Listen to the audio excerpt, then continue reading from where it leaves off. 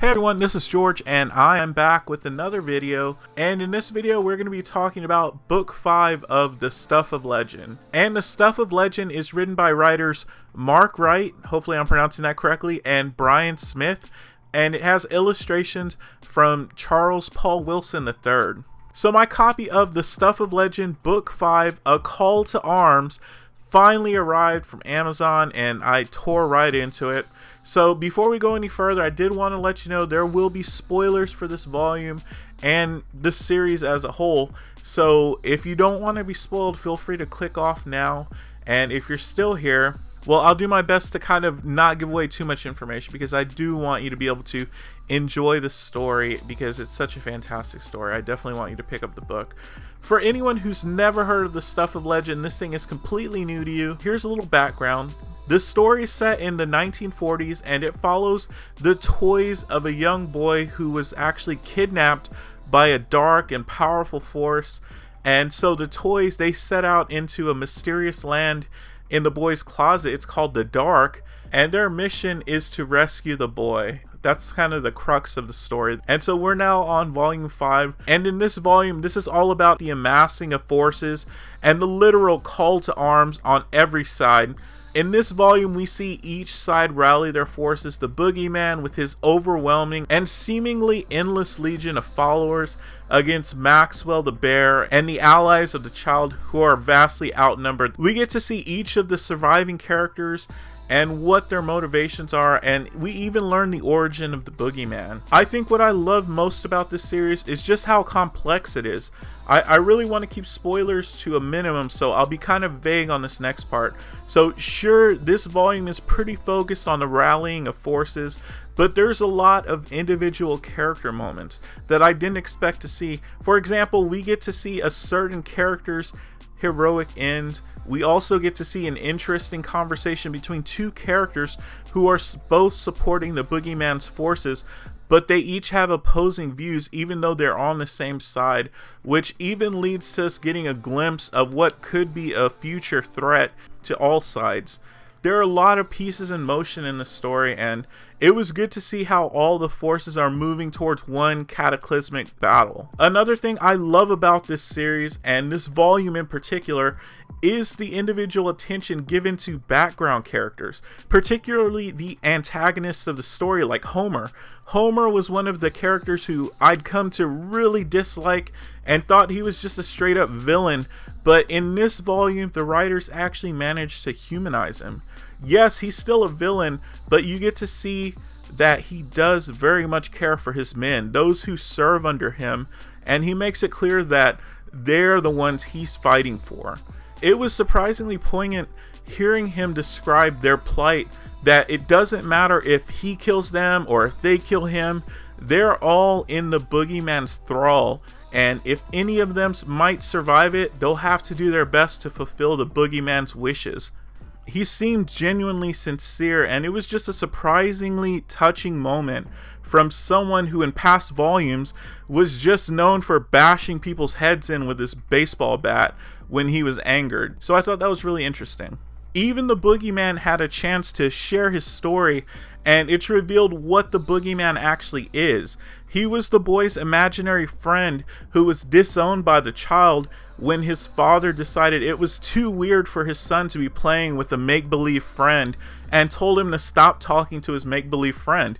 So once he abandoned his imaginary friend, the being who would become the Boogeyman was just distraught and lost, and with nothing else to lose, he traveled into the dark where he would eventually become the Boogeyman. While the make-believe friend who would become the Boogeyman, he always seemed to be kind of borderline unstable. At least that's what I got when I saw the images, the way he was illustrating the images. He seemed kind of off and, like I said, borderline unstable. But it is understandable that he would be in pain at the loss of his best friend and just being kicked to the side. I mean, I felt myself feeling a tinge of sympathy for him. Overall, this story, and especially this volume, has an overarching theme of loss and abandonment and what happens to those who are left behind. It really made me think of the past and friends who I thought I'd never lose touch with, who are now mostly only memories. That's also what I love about this series, is that at face value, you might think a story about children's toys would have all the depth of just a standard children's storybook tale. The book is even formatted in the same size as a children's storybook rather than the standard comic book size, but the story itself is just so much deeper. There's themes of loss and perseverance, redemption, terror, tragedy, and forgiveness. And to the writer's credit, I came into this volume wanting to see more of my favorite characters like Maxwell, the teddy bear, and Jester, but after this volume, I came to care for and became invested in characters like the Mayor and Monty and Anya the Tiger, and even Homer and the Boogeyman. I also felt Wilson III's artwork was just mesmerizing, and it truly makes the story come to life. I was as gripped with the artwork as I was with the story, and after reading each page, I would take the time to just appreciate the beauty of every illustrated page. I keep thinking about an especially gripping panel. It isn't any particular special moment or battle scene. It's just an image of the gingerbread man and the other survivors of the storybook town. And in this one panel, you see the gingerbread man's face, which half is his normal gingerbread man face, but the other half has been mutilated and he's deeply scarred. And he just has this expression of weariness. You can see the pain on his face, as if death would be a preferable release from the pain of their ongoing existence and the constant threat of the Boogeyman and his allies. He's actually asking one of the protagonist characters if the Boogeyman sent them to finish him off and the other storybook refugees. And he doesn't seem angry, he doesn't seem defiant, he doesn't even seem afraid. He just seems tired.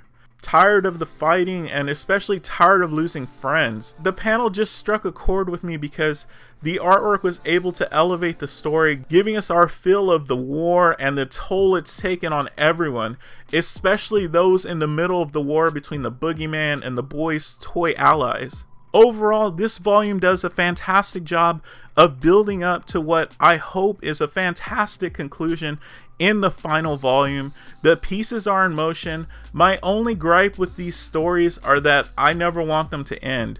I fell in love with the characters, the story, the artwork, and when it's all over, I'm gonna wish for more. And I think that's a testament to how special this story is.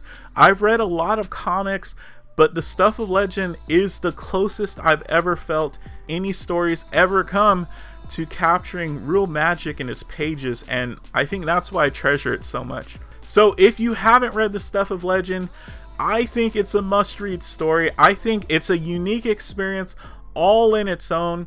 Not quite comic and not quite storybook tale, but something all its own. So that's it for this video. Let me know what you all think. Have you read the Stuff of Legend? Is it something you might want to check out now? Are there any recommendations you have for me? Let me know in the comments section. And I hope you all have a great weekend. Thank you so much for watching, and I'll see you in the next video.